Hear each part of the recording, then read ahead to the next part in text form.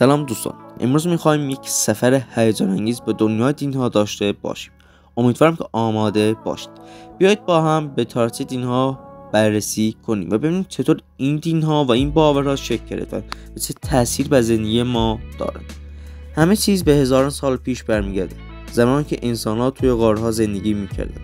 اونها به طبیعت نگاه میکردن و سعی میکردن بفهمن چرا آسمان آبیه، چرا بارون میباره و چرا خورشید هر روز طلوع میکنه زرده و هر وقت غروب میکنه نارنجیه. و رفته رفته شروع کردن به پرسش نیروهای طبیعی مثل خورشید، باران، کوهها. اینجا بود که اولین دینها شکل گرفته. با گذشت زمان انسان‌ها شروع کردن به ساختن خدایان مختلف.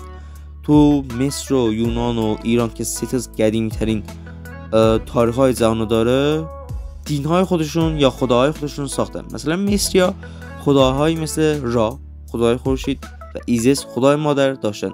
تا یونان که خیلی تو هالیوود و گیما دیدیم، خداهایی مثل زئوس و هرا وجود داشتن. این خدا نه تنها قدرت طبیعی را نمایندگی می‌کردن، بلکه داستان‌های جالب و قهرمانانه هم داشتن. واقعا جذابه که تو آینده 100% یک ویدیو خواهیم داشت درباره این دین‌ها و این خدایان. حالا بیاید که به ادیان بزرگتر بپردازیم، یعنی یهودیت، مسیحیت و اسلام. یکی از قدیمی‌ترین ادیان جهان با داستان‌های انبیا و کتاب‌های مقدسش شناخته می‌شود یهودیت. بعد از اون مسیحیت که بیشترین طرفدار رو داره، تو کل دنیا نزدیک 3 میلیارد به وجود آمد که بر اساس آموزهای عیسی مسیح بنا شده. و بعدش هم میگن که بهترین دین و آخرین دین هم اسلامه و پیامبر محمد صلی الله ظهور کرد. این ادیان نه تنها پیروان زیادی پیدا کردن، بلکه تاثیر بر فرهنگ و تاریخ بشر گذاشتن. فقط اینم بگم، درست یهودیت یکی از قدیمی‌ترین ادیان جهانه، اما به قول خودمون فالوور خیلی کم داره. فوق 30 میلیون یهودیت داریم، بهتره که دیگه بالای 100 میلیون ما نداریم بر اساس دیتاهایی که من پیدا کردم.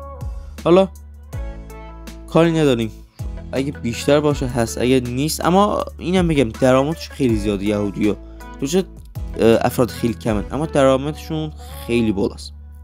حالا ادیان شرقی یعنی هندویسم و بودایسم میخوام بپردازیم. در شرق هندویسم با مفاهیمی مثل کارما و تناسخ شناخته میشود که الان خیلی تو دور موده و خیلی دوستش دارن این ادیان و این مفاهیم. این دین به ما یادآوری میکنه که اعمال ما عواقب خودش رو داره. همچنین بودایسم با آموزه بودا درباره آرامش و رهایی از رنج داره در حال صحبت، یعنی مدیتیشن رو بودایی آوردن. اولین مدیتیشن ها این بودایی بودن که به بشریت شناختن. طرفداران خیلی زیادی پیدا کرده و هر دو دین به نوع جستجوی حقیقت و معنای زندگی پرداختن که الان هم میگم دیگه بیشتر جوانان و نوجوانان به این دین‌ها علاقه پیدا کردن و میگن که یکی از بهترین دین‌ها ایناست. و امروز دین‌های خیلی متنوع تری شدن، مثلا از آیین‌های بومی گرفته تا فرقه‌های جدید. فرقه‌ها رو اگه سرچ کنید خودتون میفهمید، چون من بگم احتمال داره کپی رایت بخورم. از یک زمانی مثلا میگفتن یه دونه خدا است، مقابلش شیطانه. الان دارن شیطان رو میپرستن.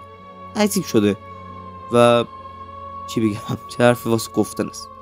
هر کدوم با باورها و رسوم‌های خاص خودشون، بعضی حتی به دنبال ترکیب ادیان مختلف هستن که یک فلسفه زندگی جدیدی رو بسازن. احتمال داره هفته آینده یا هفته دیگه یک فلسفه از زندگی که گفتم یک ویدیو خواهم ساخت که میبینید اصلا دین مسیحیت رو خط زده، اومده دین یهودیت رو با اسلام ترکیب کرده که خیلی عجیب و غریبه همچین ادیانی. حالا کاری ندارم، اگه شما هم داستان یا نظر درباره دین ها دارید حتما توی کامنت ها بنویسید. تا ویدیو بعدی، خدا نگهدار.